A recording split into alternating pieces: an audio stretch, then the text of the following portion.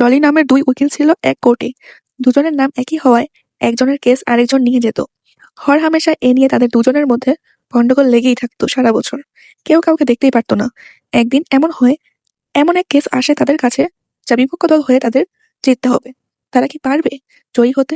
চলুন সেটাই দেখা যাক জলি এলএলবি 3-তে। মুভির শুরুতে আমাদের রাজকোটের একটি গ্রাম দেখানো হয়, যে গ্রামটির নাম পশুলি। সেখানে একজন কৃষককে দেখানো হয়, তার নাম রাজা। রাজা তার ছেলের বউকে নিয়ে কোর্টে যাচ্ছে। রাজা তার জমির জন্য জমিনদারের হতে ঋণ নিয়েছিল, কিন্তু 1 বছরের বেশি সময় পার হয়ে গেছে।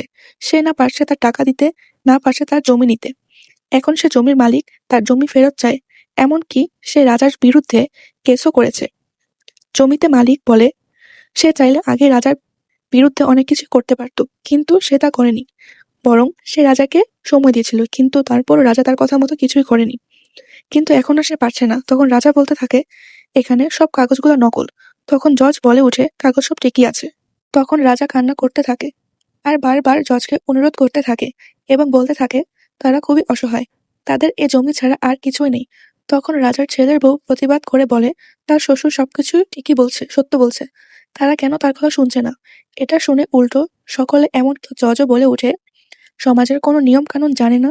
সে কি জানে না সব জায়গায় মহিলা মানুষের কথা বলতে নেই? এখানে জজের কথা খুব ভালো করে বোঝা যায় এবং বোঝা যাচ্ছিল তিনিও জমির মালিকের সাথে যুক্ত। জাজ বলে উঠে, রাজার যদি তার রায় পছন্দ না হয় তাহলে সে যেখানে খুশি সেখানে যেতে পারে, কিন্তু তার রায় বদলাবে না। তখন রাজা আরেকটা লোকের কাছে যায়, যে কিনা প্রশাসনের সাথে যুক্ত ছিল। সে লোকটা তখন রাজাকে উল্টো বুদ্ধি দেয়, তাদের এই গ্রামে একটি প্রজেক্ট হচ্ছে, বড় কোম্পানির প্রজেক্ট। তার উচিত তার জমিটা তাদের কাছে বিক্রি করে দেওয়া।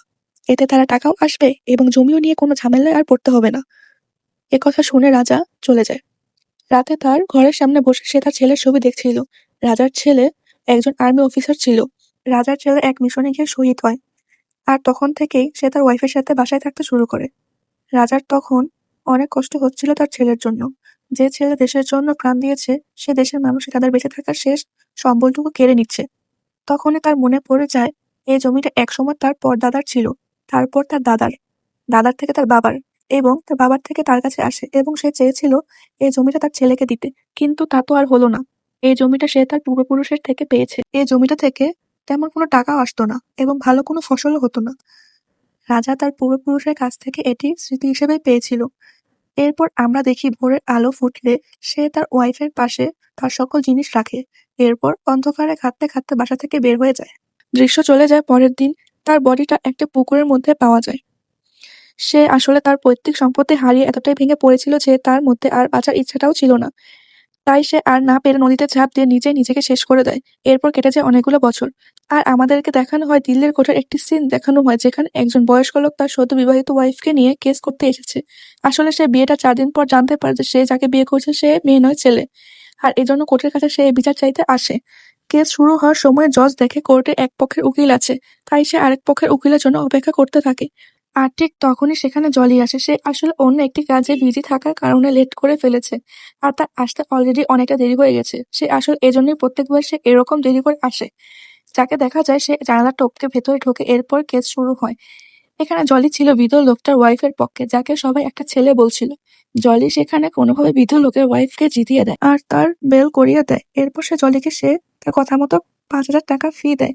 এখানে আমরা দেখতে পাই যে ওই বৃদ্ধ লোকটার ওয়াইফটা আসলে একটা ছেলে। আসলে এই লোকটা ছিল একটা ফ্রড। সে মেয়ে সেজে সেজে সব বয়স্ক লোকদেরকে বিয়ে করত এবং বিয়ের পর তাদের সব সম্পত্তি চুরি করে নিয়ে পালিয়ে যেত। এরপরও সে একই কাজ ঘটিয়েছে, আর এবার তার ব্যাপার সবার কাছে ধরা পড়েছে। তাই তারা কোর্টে তার বিরুদ্ধে কেস করে দেয়। তবে জলি তাকে বাঁচিয়ে নেয় আর তাকে কেসটাও জিতিয়ে নেয়। এদিকে আমরা বাইরে আরেকজন জলিকে দেখতে পাই, যে কিনা তার বাইক ঠেলতে ঠেলতে কোর্টে আসে। তার বাইকের সমস্যা হয়, তারা আজ আসতে লেট করেছে। এরপর ওই ফ্রড ছেলেটা যখন বাইরে আসে, তখন তার সেকেন্ড জলির সাথে দেখা হয়ে যায়, এবং এখানে আমরা জানতে পারি এই জলির কাছে ছিল মূলত কেস। মূলত এই কোর্টে অনেক বড়সড় একটা গড়বড় আছে।